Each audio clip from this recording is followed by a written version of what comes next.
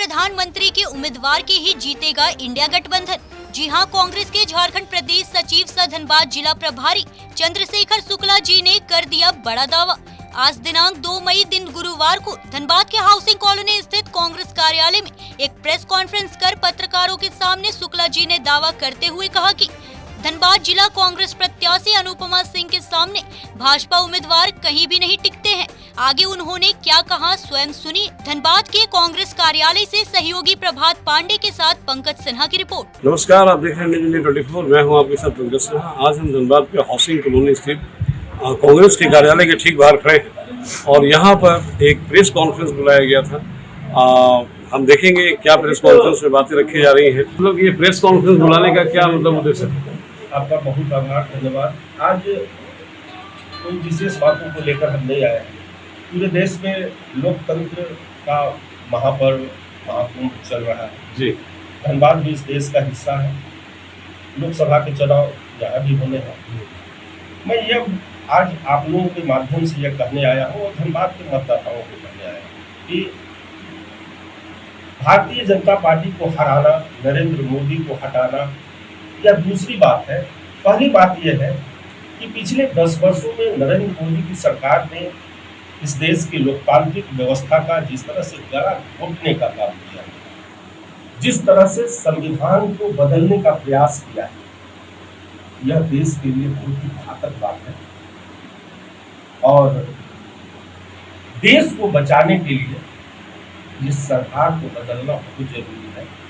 और देश नहीं है, हम धनबाद में बैठे हैं, हम देश की बात बाद में करेंगे। धनबाद को भी बचाने की आवश्यकता है। और हम इसलिए बोल रहे हैं कि जो समाचार पत्रों के माध्यम से, प्रेस मीडिया के माध्यम से जो भारतीय जनता पार्टी के उम्मीदवार का जो इतिहास आया, हम आपके माध्यम से ये कहना चाहते हैं धनबाद के मतदाताओं को कि लोकतंत्र में जो इंसाफ होता है उसके तराजू को उठाकर एक पड़ने पर कांग्रेस पार्टी के नीति और सिद्धांत को रखें, हमारे उम्मीदवार को रखें, अनुपमा सिंह को रखें, एक बेदाग छवि। दूसरे तरफ भारतीय जनता पार्टी के नीति और सिद्धांत और उनके उम्मीदवार की छवि को रखें। हम डिटेल में नहीं जाएंगे, लेकिन हम दावे के साथ कर सकते हैं कि कांग्रेस का पलड़ा हमेशा भारी है और भारी रहेगा। साहब, लोकतंत्र है। हम धनबाद के मतदाताओं से यह आग्रह करते हैं कि एक ऐसे व्यक्ति का चयन करें जो निष्पक्ष और निदान। अनुपमा सिंह जिस घराने से आती है वो राजेंद्र बाबू जो मजदूरों के नेता थे, मजदूरों के हित की लड़ाई पूरे देश स्तर पर इंटक के माध्यम से लड़ते रहे, जीवन पर्यंत लड़ते रहे। उस घर की उनकी बहू है, उनका बेटा आज भी वो जनता की सेवा कर रहे हैं विधायक के रूप में। तो निश्चित रूप से एक विशुद्ध राजनीतिक घराना है और राजनीतिक घराने की सोच तो बराबर जनता के हित में होती है, किसान मजदूरों के हित में रहती है, बराबर उन लोगों के हित में लड़ने की बात सोचता है वो वैसे लोग, वैसे नेता। तो अनुपमा सिंह उस तरह की उम्मीदवार कि अगर वो जीतेगी तो निश्चित रूप से इस क्षेत्र के धनबाद को आगे बढ़ाने के लिए, धनबाद के विकास के रास्ते पर लाने के लिए, विकास दिखाने के लिए बनेगा। और बाकी लोग जिनकी छवि वैसी होती है वो अपनी छवि के अनुसार ये कहा जा सकता है कि वो सिर्फ और सिर्फ अपने लिए लड़ते हैं, अपने लिए चुनाव लड़ते हैं, अपने को मजबूत करने के लिए लड़ते हैं। और पिछले 10 वर्षों में ये नहीं कहेंगे कि नरेंद्र मोदी जी क्या किए नहीं किए, देश की जनता देख रही है। और यही कारण है कि वो आमदा है 2024 में कि any cost Bharatiya Janata party को पदस्थ करना है, सत्ता से हटाना है और नरेंद्र मोदी को हटाना है। ये जनता का डिमांड है या आपका? ये जनता, पूरे देश में आप चले जाइए, कहीं कोई लहर नहीं है। नरेंद्र मोदी जी के पसीने छूट रहे हैं जनसभा में। कोई अब जुमला का कोई शब्द उनके पास नहीं पहुंचा। सारे 10 वर्षों में वो अपना जुमला किया है, पब्लिक स्टेटमेंट दिया ओपनली। उसमें से 10 में से 8 पब्लिक का जो है, हम एक एवरेज बता रहे हैं, रेशियो बता रहे हैं, 10 में से 8 पब्लिक जो है बीजेपी को वोट दे रही है। उसमें से एक जो है जो जीतेगा उसको हम देंगे और एक हमको मिला जो कांग्रेस के लिए बोला था कि हम डायरेक्ट हम कांग्रेस को देंगे। अब आप बताइए। मैं आपके ठीक है, आप सर्वे मोदी के दोषारोपण कीजिए, कोई बड़ी बात नहीं। मैं आपके सर्वे पे कोई सवाल नहीं खड़ा करना चाहता हूँ। हम भी राजनीतिक सामाजिक जीवन जीते हैं, हम लोग भी जनता का नब्ज टटोलते हैं, थर्मामीटर हम लोग भी लगाते हैं। कल मैं रांची से आते बोकारो से लेकर और धनबाद पर 10 जगह वो आम लोग होते हैं, चौक चौराहे पर, चाय दुकान पर, पान दुकान पर। हमारी भी बात है कि सरकार से जो गांव में रहने वाला गरीब है, मजदूर है, किसान है, किस तरह से आहत है, आर्थिक रूप से किस तरह से टूट चुका है, ये हम लोगों को ही बता रहे हैं। और यही कारण है कि गुस्सा गुबार नरेंद्र मोदी के खिलाफ है, इसको नहीं रोका जा सकता है। चलिए, यहाँ दो बातें आपने कही, एक संविधान बचाने की और एक देश बचाने की। देश बचाने, तो ये बताइए कि संविधान कैसे खतरे में है और देश कैसे खतरे में? बताइए, इस देश एक संवैधानिक व्यवस्था है जी। लोग कहते हैं कि नरेंद्र मोदी जी ने जहाज बेच दिया, बैंक बेच दिया, रेल बेच दिया, खेल बेच दिया। नहीं, खरीदा नहीं होगा। क्या खरीदा? इस देश के सीबीआई को खरीदा, इस देश के ईडी को खरीद दिया, देश के इनकम टैक्स विभाग को खरीद दिया। और संविधान बचाने की इसलिए बात कर रहे हैं कि ये संस्थाएं अगर कांग्रेस पार्टी ने बनाई थी तो देश के अंदर बेईमानी को रोकने के लिए, देश में उन गुनाहगारों को सजा दिलाने के लिए यह संस्था निष्पक्ष संस्था थी।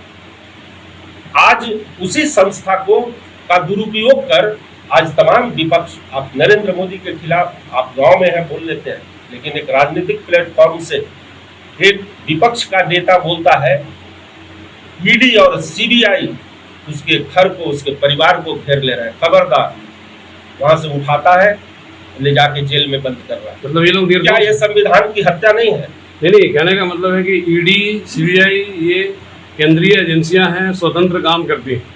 ठीक है, अगर आपका कहना है कि भाई ये नरेंद्र मोदी के इशारे पे काम कर रही हैं, बिल्कुल, तो क्या ये बताइए कि क्या ये जिन लोगों को उठा करके जेल में डाल दे रही हैं वो एकदम दूध के धुले हुए हैं, निष्पक्ष निर्दोष है? वो बिल्कुल निर्दोष। मैं जज की कुर्सी पर नहीं बैठा हूँ जी, लेकिन एक पढ़ा लिखा इंसान हूँ, समझदार इंसान हूँ। आप लोग भी प्रेस मीडिया से जुड़े लोग ईमानदारी से अगर बात करें तो क्या भारतीय जनता पार्टी के अंदर बताइए, या उसके गठबंधन के किसी भी नेता को कभी ईडीआई घर पर दस्तक दी, सीबीआई दस्तक तक दिया कि साहब हम जांच करें? ठीक है, आप बेकसूर हैं। सारे भ्रष्ट नेता, क्या आपको लगता है कि नरेंद्र मोदी के खिलाफ जितने भी दल हैं, जितने नेता हैं, सारे भ्रष्ट हैं? आपको लगता है ये?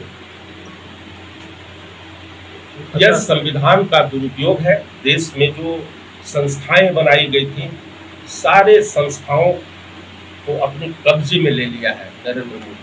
और एकदम जर्मनी में हिटलर का इतिहास आपने पढ़ा हो कि किस तरह से एक निरंकुश शासक था और किस तरह से जर्मनी की सत्ता को अपने हाथ में, अपने कब्जे में रखा था, वहां के संविधान को वहां के अपने जूते से कुचल कर। लेकिन ये भी इतिहास गवाह है कि उस जो निरंकुश शासक हिटलर का अंत कैसे हुआ था। आज ये 2024, अगर हिटलर के रूप में अगर नरेंद्र मोदी ने 10 साल काम किया है तो वो भी अंत आ गया है 2024। देश के निरंकुश शासक नरेंद्र मोदी का अंत 2024 में निश्चित है। और ईडी गठबंधन पूरे देश में पूरी तरह भारी। हम अंत में यही कहना चाहेंगे धनबाद के मतदाताओं से, आप लोगों के माध्यम से, कि बिल्कुल उनका लोकतांत्रिक अधिकार है वोट देने का, जिसे दे, लेकिन वोट देने से पहले एक बार जरूर उस इंसाफ के तराजू पर हमारे पार्टी के नीति सिद्धांत हमारे उम्मीदवार को रखेंगे और दूसरी तरफ भारतीय जनता पार्टी को। और जब वो पलड़ा भारी लगेगा, और मैं दावे के साथ कह सकता हूँ कि हमारा पलड़ा कभी छूटेगा नहीं, अगर वो इंसाफ का तराजू ईमानदारी से उठाया जाए। और हम समझते हैं कि पूरा देश त्राहिमाम कर रहा है, तो धनबाद अलग नहीं है।